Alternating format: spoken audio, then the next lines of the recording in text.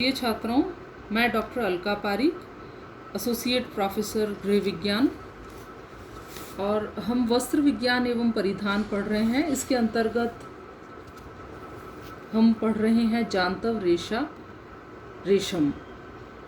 रेशम एक animal fibre है क्योंकि यह रेशम के कीड़ों से प्राप्त होता है।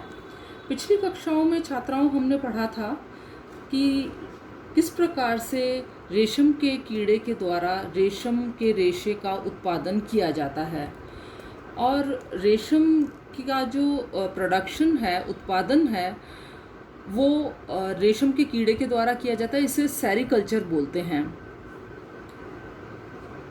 पिछली कक्षाओं में हमने ये पढ़ा कि किस प्रकार से रेशम का रेशा प्राप्त करके और फैक्ट्रीज तक भिजवाया जाता है। आगे आज हम पढ़ेंगे कि फैक्ट्रीज़ में किस प्रकार रेशम के रेशे की प्रोसेसिंग होती है। ये रेशम के कीड़े हैं विभिन्न अवस्थाओं में, और जब इनसे रेशा प्राप्त कर लिया जाता है तो इन्हें फैक्ट्रीज़ में भेज दिया जाता है, जहाँ पर कि बेलिंग होती है, कोकून की छटाई होती है, उनमें से गोंद निकाली जाती है। और बच्चों, जो रेशम के धागे के ऊपर गोंद होती है उसे सेरेसिन बोलते हैं। उसे अलग करके और सॉफ्ट रेशा तैयार किया जाता है।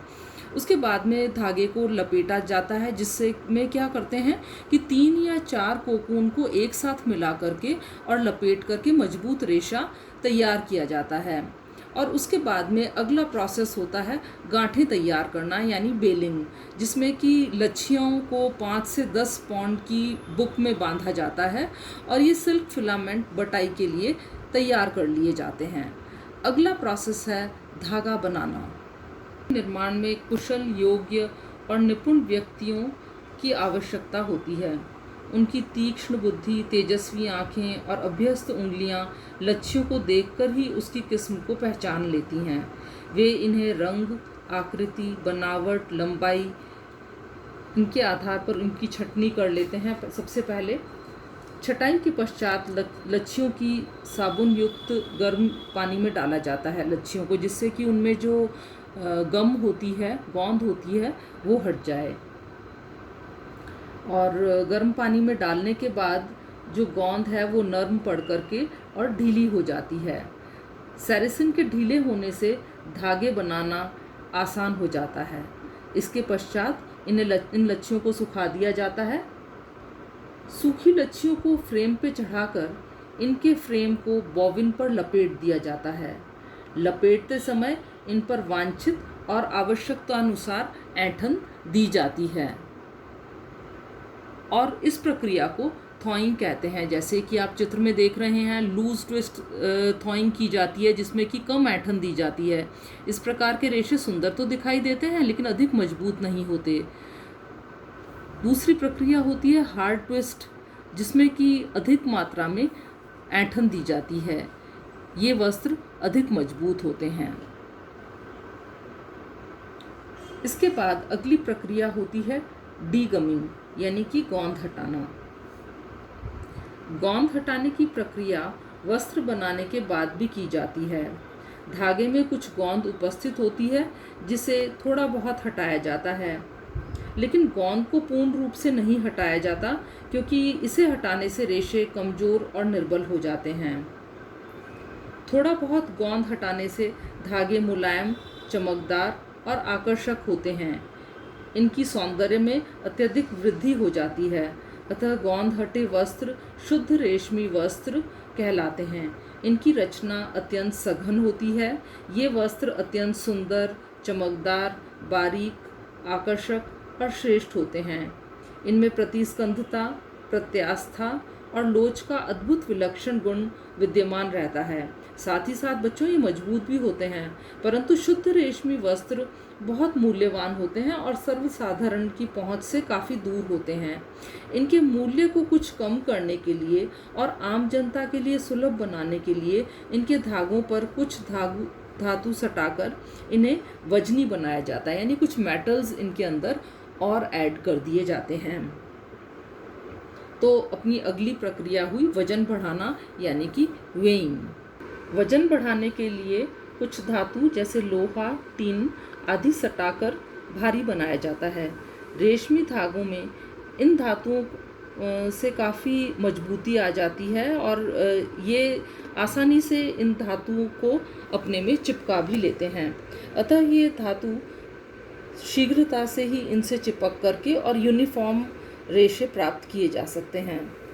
धागों में धातु को सटाने की प्रक्रिया को वजनीकरण यानी कि वेइंग कहते हैं। आप देख रहे हैं इनसे कितने सुंदर वस्त्र तैयार हो गए हैं, जिनमें धातु होने से इनमें काफ़ी अच्छी चमक भी है और साथ ही प्रत्यास्था, प्रतिस्कंदता और मजबूती भी इनसे आ जाती है।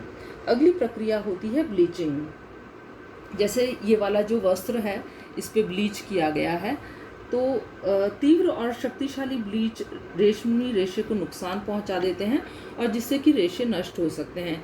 इसलिए अधिक आकर्षक बनाने के लिए इनके ऊपर हल्के और मृदु ब्लीच जैसे कि हाइड्रोजन पेरोक्साइड का प्रयोग किया जाता है। उसके पश्चात प्रक्रिया आती है रंगने की। ये कलर्स आप देख रहे हो कि एक्चुअली तो सिल्क हमें इस तरह का प्राप्त हुआ है और इससे भी बल्कि डल प्राप्त हुआ है। ब्लीचिंग के द्वारा इनमें सफ़ेदी लाई जाती है और सफ़ेदी लाने के पश्चात इन्हें मनचाहे कलर के अंदर रंगा जा सकता है। इन पर चटकीला रंग सुंदर और अच्छे से चढ़ सकते हैं। रंग पक्के चढ़ते हैं और धूप, प्रकाश और धुलाई से ज़्यादा प्रभावित नहीं होते। अम्लीय रंग इनके स्वभाव और प्रकृति के अनुरूप होते हैं। अंत में दो प्रक्रियाएं और की जाती हैं सिल्क के वस्त्र के ऊपर। पहली होती है छपाई और दूसरी होती है परिष्कृति। रंगाई के बाद में रेशमी वस्त्रों पर छपाई की जाती है और इन्हें किसी भी रंग और विधि से सुंदर डिज़ाइनों से अलंकृत और सुशोभित किया जा सकता है और फिर उसके बाद इसके द्वारा सुंदर साड़ियाँ, सूट और दूसरे वस्त्र बनाए जा सकते हैं। परिष्कृति और परिसज्जाएं यदि हम देखें तो रेशम प्राकृतिक रूप से ही अत्यंत कोमल, महीन, सौंदर्यमय और वैभव से परिपूर्ण रहते हैं। अतः इन पर परिष्कृति एवं परिसज्जा की कोई अधिक आवश्यकता नहीं पड़ती। फिर भी कुछ माइल्ड परिष्कृति और परिसज्जाएं इनके ऊपर दी जा सकती हैं।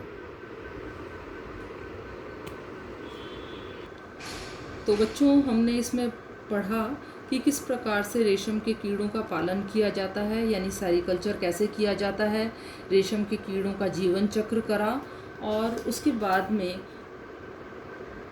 गोंद को ढीला करना, धागे लपेटना, गांठें तैयार करना, धागा बनाना, गोंद हटाना, वज़न बढ़ाना, ब्लीचिंग, डाइंग, प्रिंटिंग और परिष्कृति एवं परिसज्जाएं।